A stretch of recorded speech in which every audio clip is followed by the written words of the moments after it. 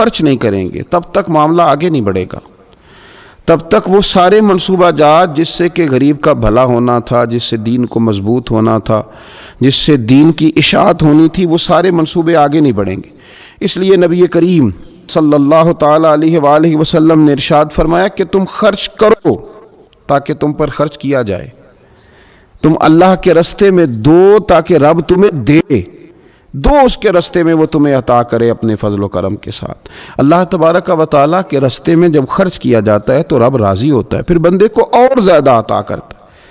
آپ دیکھیے کہ اسلام نے خرچ کرنے کے بہت سارے مواقع بنائے اور فردن فردن غریب کو امیر کے ساتھ جوڑا، امیروں سے کہا کہ غرباء کا حصہ نکالو، سال کے بعد زکوٰۃ کا حکم دیا، ہر وہ شخص جو صاحب نصاب ہے وہ سال کے بعد زکوٰۃ ادا کرے۔ رمضان المبارک آیا تو صدقہ فطر کو رکھا گیا تاکہ جو غرباء ہیں، مساکین ہیں، وہ بھی عید کی خوشیوں میں امیر مسلمانوں کے ساتھ شامل ہوں۔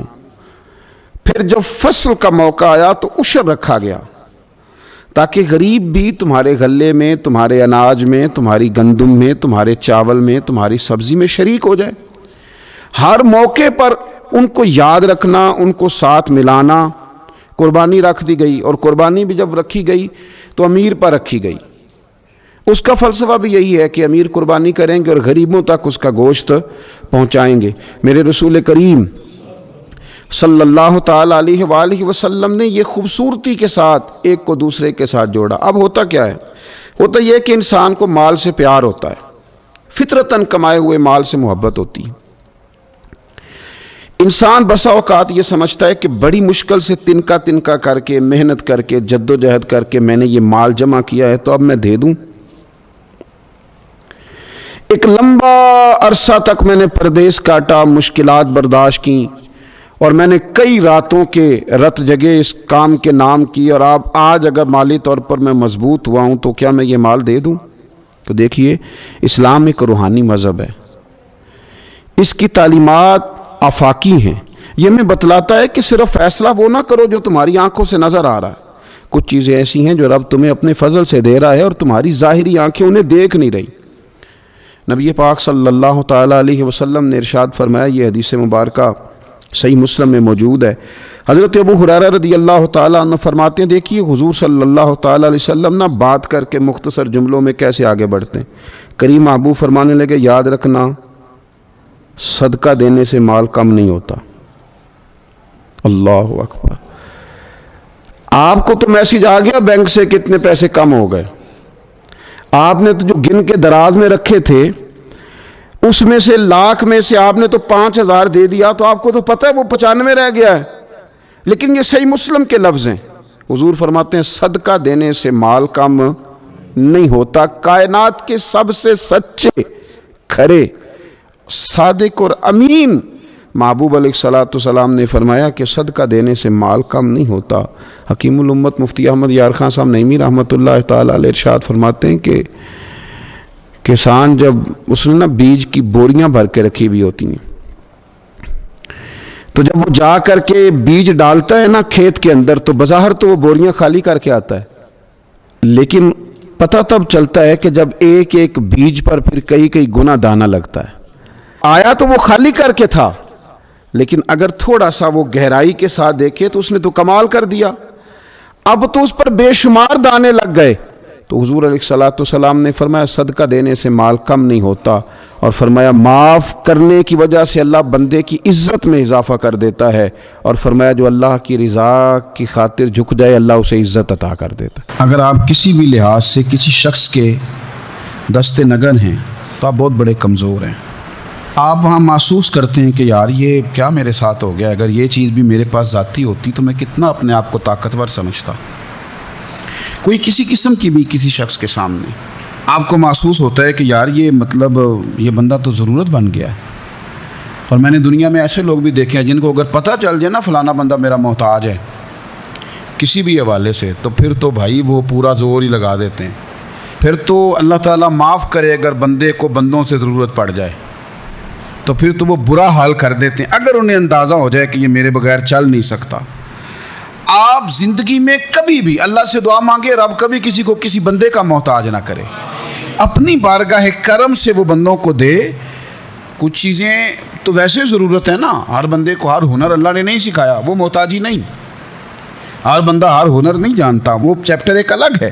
لیکن اگر اپنی ضروریات کے تعلق سے بندہ کسی کا محتاج ہو، وہ چیز ہے اس کی ضرورت لیکن وہ حاصل خود سے نہیں کر سکتا، وہ محتاج ہو گیا ہے، اب یہ بہت بڑی آزمائش ہے۔ ہمارے ہاں لوگ محتاجی کس چیز کو بھلا سمجھتے ہیں؟ ہمارے ہاں لوگ سمجھتے ہیں کہ پیسے نہیں تو میں محتاج ہوں، خدا نہ خواستہ کوئی معذور ہو گیا ہوں، وجود کا کوئی حصہ کام نہیں کرتا تو میں محتاج ہوں۔ ہم سمجھتے ہیں کہ شاید میں کرائے کے مکان میں رہ رہا ہوں تو محتاج ہوں۔ ہم سمجھتے ہیں شاید میں کسی کا ملازم ہوں اس لیے محتاج ہوں۔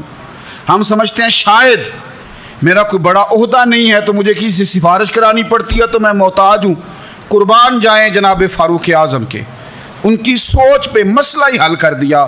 آپ فرمانے لگے دو ہی چیزیں ہیں، دو ہی چیزیں جو بندے کو محتاج کرتی ہیں، باقی کوئی شے بھی محتاجی نہیں۔ حضور کون کون سی؟ فرمایا ایک ہرس بندے کو محتاج کر دیتی ہے، دوسرا لالچ بندوں کو دوسروں کا محتاج کر دیتا ہے۔ یہ دو ہی چیزیں محتاجی ہیں، اس کے علاوہ کوئی محتاجی نہیں۔ اگر آپ کبھی محتاج ہوں گے بھی تو وہ ایک وقت کے لیے، ایک ضرورت پڑے گی بھی تو ایک وقت کے لیے ختم ہو جائے گی۔ لیکن اگر آپ حریص ہیں، آپ کی جیب میں جتنے مرضی پیسے ہوں آپ کا پیٹ نہیں بھرتا، آپ کے نام جتنے مرضی پلاٹ ہوں آپ کا دل نہیں بھرتا، آپ کو جتنی مرضی آسانیاں مل جائیں آپ کی طبیعت ٹھہرتی نہیں۔ اگر آپ لالچی ہیں، آپ حریص ہیں، تو حضرت عمر کہتے ہیں پھر آپ محتاج ہیں، پھر آپ ہر بندے کے محتاج، پھر آپ کی نظروں میں بھوک ہے، پھر آپ کے ذہن میں بھوک ہے، پھر آپ کی طبیعت اور مزاج میں لالچ سرایت کر گیا، پھر آپ محتاج ہیں۔ اور اگر محتاجی سے بچنا چاہتے ہیں تو پھر اپنے رب پہ بھروسہ کرنا شروع کر دیں، پھر اللہ نے جو دیا اس پر راضی ہونا شروع کر دیں، پھر قناعت کی دولت کی طرف سفر کریں۔ فرماتے ہیں دو ہی چیزیں محتاجی ہیں، ایک لالچ محتاجی ہے، ایک ہرس محتاجی ہے۔ تو اپنی طبیعت کے اندر اگر شوق پیدا کر لیا جائے راہ خدا میں خرچ کرنے کا، ذوق بنا لیا جائے، ہمارا یہ ذہن بن جاتا ہے کہ یہ بھی میرے پیسے، یہ بھی میرے پیسے، وہ کونے میں میری جائیداد، یہ میرا مکان، وہ میرا بینک بیلنس، یہ میرے جانور، یہ میرا مال تجارت، یہ میرے کھیت کھلیان۔ میرے محبوب نے فرمایا تیرے تین ہی مال ہیں، ایک تو نے کھا لیا ہے، ایک تو نے پہن لیا، ایک تو نے راہ خدا میں خرچ کر لیا، باقی تو وارثوں کا ہے۔ وارثوں کے مال کے بارے میں اس قدر زیادہ توجہ رکھنا، اس قدر زیادہ ذہن بنا کے رکھنا، تو اللہ تبارک و تعالیٰ کی راہ میں خرچ کرنے کا جو شوق ہے، حضور صلی اللہ علیہ وسلم نہ اس کی نصیحت کرتے۔ نبی پاک صلی اللہ تعالی علیہ وسلم کے سامنے نا حضرت اسماء بنت ابی بکر صدیق خرچ کر رہی تھی، اللہ کے راستے میں دے رہی تھی، تو سرور کائنات صلی اللہ تعالی علیہ وسلم نے فرمایا اسماء خرچ کرو پر گنا نہ کرو، گن گن کے اللہ کے راستے میں خرچ نہ کرو ورنہ رب بھی تمہیں گن گن کے دے گا۔ فرمایا تم اس کے راستے میں اس کی راہ سے کچھ بچا کے نہ رکھو تو رب تعالیٰ بھی جب تمہیں دے گا نا تو پھر بے حساب ہی عطا فرمائے گا۔ گن گن کے یوں احتیاط کر کے دے کے پریشان ہو کے راہ خدا میں خرچ نہ کیا جائے، بلکہ اللہ تبارک و تعالیٰ کے راستے میں دیا جائے اور مالک کے حضور اس کی رضا کے لیے خرچ کیا جائے اللہ تعالیٰ کے بندوں پر۔ حضور صلی اللہ تعالیٰ علیہ وآلہ وسلم کی جو عادات جن کی وجہ سے کائنات میں میرے محبوب پاک علیہ الصلوۃ والسلام کے روز ڈنکے بجتے ہیں، حضور کی نعتیں پڑھی جاتی ہیں، ان میں حضور علیہ السلام کی ان خوبصورت عادات میں سے ایک عادت ہے حضور کا سخی ہونا، کریم ہونا۔ لب واہ ہیں، آنکھیں بند ہیں، پھیلی ہیں جھولیاں، کتنے مزے کی بھیک تیرے پاک در کی ہے۔ نبی پاک صلی اللہ تعالی علیہ وآلہ وسلم ارشاد فرماتے ہیں حضور کا شوق دیکھیے خیرات کرنے کے تعلق سے۔ ہمارے ہاں یہ ہوتا ہے کہ بعض اوقات جیسے جیسے پیسہ بڑھتا جاتا ہے ویسے ویسے لوگوں کے اندر بخل آتا ہے، کنجوسی آتی ہے۔ بعض لوگ اللہ ماشاءاللہ وہ خیرات کرنے کی طرف اس طرح توجہ نہیں کرتے جس طرح کہ ان کا منصب انہیں حکم دیتا ہے یا ان کا منصب انہیں اس طرف قائل کرتا ہے۔ رسول کائنات صلی اللہ تعالی علیہ وآلہ وسلم ارشاد فرماتے ہیں، بخاری مسلم میں موجود ہے، فرمایا اگر میرے پاس احد پہاڑ کے برابر سونا ہو، کلومیٹروں پہ پھیلا ہوا احد پہاڑ، اس کی چوڑائی ہے، اس کی لمبائی ہے، اس کی اونچائی، یعنی پہاڑ کی بات ہو رہی، جن لوگوں نے زیارت کی ہے وہ جانتے ہیں کہ اتنا بڑا پہاڑ حضور فرماتے ہیں میرے غلاموں سنو، اگر میرے پاس احد پہاڑ کے برابر بھی سونا ہو تو فرمایا میرا دل چاہتا ہے کہ 3 راتیں گزرنے سے پہلے پہلے سارا اللہ کے راستے میں خرچ کر دوں، سوائے اس کے کہ جو میں نے قرض دینا ہو، قرض کے لیے بچاؤں گا، باقی میں سب اللہ تبارک و تعالیٰ کے راستے میں خرچ کر دوں گا، 3 راتوں سے زیادہ نہیں گزریں گی، خرچ کر دوں۔ یہ شوق ہے نبی پاک صلی اللہ علیہ وسلم کا سخاوت کے ساتھ۔ حضور پسند کرتے سخاوت کرنا۔ نبی پاک صلی اللہ تعالیٰ علیہ وآلہ وسلم نے اپنے دست مبارک سے ہمیشہ لوگوں کو عطا کیا۔ حضور صلی اللہ تعالیٰ علیہ وسلم خرچ کرنے کی ترغیب دیتے، لوگوں کو رغبت دلاتے۔ ہمارے ہاں پہلی تو بات یہ ہے کہ خرچ کرنے کا ماحول نہیں بنتا، اور اگر بعض لوگ خرچ کرتے ہیں تو بے دلی کے ساتھ خرچ کرتے ہیں۔ اللہ تبارک و تعالیٰ کے راستے میں جب آپ کو دینا ہے، جب آپ کو مالک کے راستے میں دینا ہے، تو پھر آپ کو بندہ تھوڑی دیکھنا ہے، پھر تو اللہ کی رضا دیکھنی ہے۔ تو خرچ تو کرتے ہیں، لیکن وہ خوش دلی، وہ ذوق، وہ شوق، وہ خوبصورتی ان کی طبیعت میں نہیں ہوتی جو ہونی چاہیے۔ اللہ کے راستے میں خرچ کریں تو اللہ کی رضا کو پیش نظر رکھ کے خرچ کریں۔ پھر خرچ کیا جاتا ہے، صدقہ دیا جاتا ہے، لیکن کب؟ بندہ بیمار ہو گیا، جب تندرست تھا، لاکھوں روپے پڑے تھے، صدقہ کرنے کا خیال نہیں آیا۔ ہزاروں موجود تھے، اس کے دل کی توجہ اس جانب نہیں ہوئی۔ آج بیمار پڑا ہے، کمزوری آ گئی ہے، قریب المرگ ہو گیا ہے، اب اس کا خیال آتا ہے کہ میں کچھ اللہ کے راستے میں دوں، ایک بکرا لو بھی ذرا ذبح کر دو، ذرا تھوڑا صدقہ دے دو۔ کس بات پر؟ کہ میں بیمار ہو گیا ہوں، کس بات پر؟ کہ میں کمزور ہو گیا ہوں۔ اگر آپ صحت کے عالم میں صدقہ کرتے اللہ کو راضی کرنے کے لیے تو وہ کیا خوب تھا۔ وہ ہمارے ایک بزرگ ہیں تو فرمایا کرتے ہیں کہ میں نے جب خرچ کرنا شروع کیا تو میرے ذہن میں ایک بات آئی، اس نے مجھے ابھارا کہ میں اللہ کے راستے میں زیادہ خرچ کروں۔ میرے ذہن میں یہ بات آئی کہ یار جتنا میں اپنے والدین کی طرف سے خرچ کر رہا ہوں نا، میری اولاد بھی میرے بعد اتنا ہی خرچ کرے گی، تو کیوں نہ ایسا ہو کہ ان کے حقوق پورے ادا کر کے، ان کی آسانیوں کا خیال کر کے، جو اللہ تعالیٰ نے مجھے اپنے فضل سے زیادہ دیا ہے اس میں سے میں اللہ کے راستے میں خرچ کروں۔ تو اس شوق کے ساتھ میں نے خرچ کرنا شروع کیا۔ نبی پاک صلی اللہ تعالیٰ علیہ وآلہ وسلم ارشاد فرماتے ہیں کہ کسی بندے کا اپنی زندگی میں 1 درہم خرچ کرنا مرتے وقت 100 درہم خرچ کرنے سے زیادہ بہتر ہے۔ زندگی میں 1 درہم دینا مرتے وقت، یعنی عین بیماری کے عالم میں جب تو خرچ کر رہا ہے تو وہ تو 100 خرچ کرے گا درہم، اور تندرستی میں، صحت میں تو نے 1 خرچ کیا تو اللہ تعالیٰ اس 1 کا ثواب تجھے اس وقت سے زیادہ عطا فرمائے گا۔ یہ حدیث مبارکہ ابو داؤد شریف میں مشکات میں ملے گی۔ حضور فرماتے ہیں صحت کے عالم میں خرچ کر، بجائے اس کے کہ تیری طرف سے کچھ صدقہ دینے جائے تو خود صدقہ دینے جا، اپنے ہاتھوں سے دے اور شوق بنا کے دے اور توجہ کر کے دے، اور تیری طبیعت لگی ہوئی ہو اور تو خود اپنے کندھے پہ رکھ کے جائے، غریبوں کے گھر میں پہنچا کے آئے، اور تو تیرا دل کر دے کہ اگر میرے گھر کے اندر گندم موجود ہے پھر کوئی بھوکا نہ سوئے، اگر میرے پاس طاقت موجود ہے کسی کو کپڑا پہنانے کی تو پھر کوئی غریب سردی میں ٹھٹھرتا نہ سوئے، اگر میرے پاس طاقت موجود ہے مکانات بنانے کی، پھر مالک کریم کا کوئی بندہ جس کو میرے رب نے پیدا کیا، اس کی قدرت کا جو شاہکار ہے رسول پاک علیہ السلام کا، کوئی غلام بغیر چھت کے نہ سوئے۔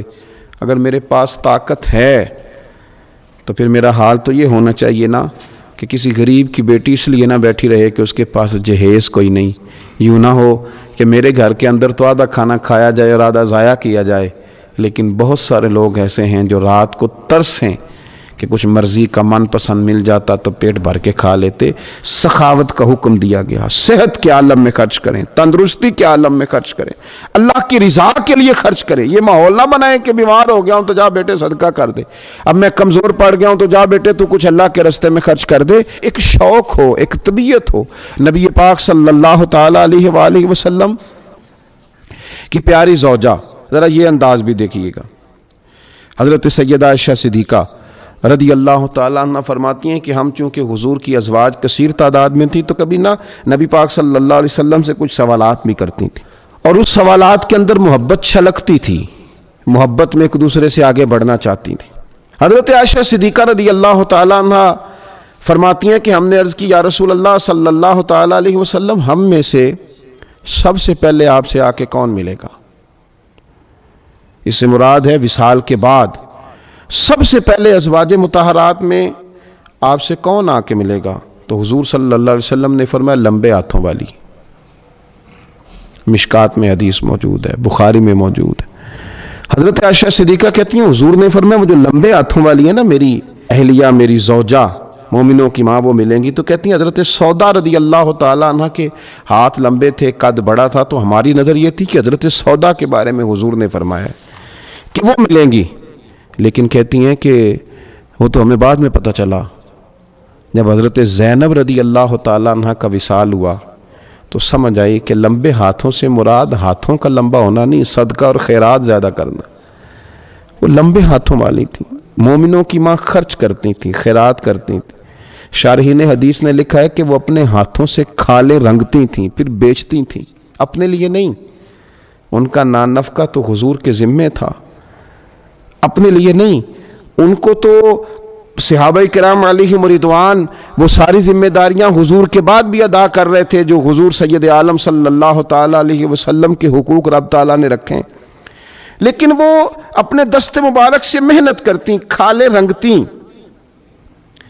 اور اپنی اولاد پر، مسلمانوں پر خرچ کرتی. ان کا شوق تھا. تو کریم محبوب علیہ السلام نے فرمایا یہ مجھ سے سب سے پہلے آ کے ملیں گی. حضور کے بعد ان کا وصال سب سے پہلے ہوا حضرت زینب رضی اللہ تعالیٰ عنہ کا. او بھائی، اس میں بھی ایک لطیف اشارہ ہے، اس میں بھی ایک خوبصورت اشارہ ہے کہ حضور کا قرب پانے کے لیے سخی ہونا بھی ضروری ہے. رسول پاک علیہ السلام کی بارگاہ ناز کے قریب ہونے کے لیے سخاوت کا مزاج ہونا بھی ضروری ہے. انسان کے دل کا، اس کی طبیعت کا، اس کے مزاج کا سخی ہونا ضروری ہے، اس لیے کہ اس نے رسول پاک صلی اللہ تعالیٰ علیہ وآلہ وسلم کے قریب جانا ہے. اعلیٰ حضرت بریلوی رحمۃ اللہ تعالیٰ نے لکھا ہے، فرماتے ہیں اللہ کے محبوب علیہ الصلوۃ والسلام اچانک مسجد میں تشریف لائے اور نماز کا وقت ہو گیا، اقامت کہہ دی گئی. سرور کائنات صلی اللہ تعالیٰ علیہ وسلم نے اقامت کہی جا چکی تھی پر حضور باوجود اس کے گھر چلے گئے. تھوڑی دیر کے بعد واپس آئے. اب ظاہر ہے صحابہ کے دلوں میں سوال تھا کہ اقامت ہو چکی تھی، حضور کہاں تشریف لے گئے؟ تو حضور نے فرمایا میں مسجد آیا تو میرے دل میں خیال آیا کہ گھر میں تو چند دینار پڑے ہوئے ہیں، تو میں نماز پڑھانے سے پہلے گیا ہوں نے اللہ کے راستے میں خیرات کیا، پھر تمہیں آ کے نماز پڑھائی. یار اپنا شوق بنائیں.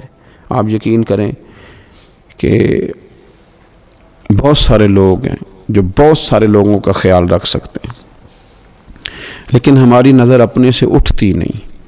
ہم اپنے آپ سے سوچنا شروع کرتے ہیں، اپنے اوپر ختم کر لیتے ہیں. اگر بہت زیادہ بڑھ کے سوچیں گے تو اپنی اولاد کا سوچیں گے. ذہن بنائیں سخاوت کا. اور رمضان شریف میں خاص کر کے توجہ کریں.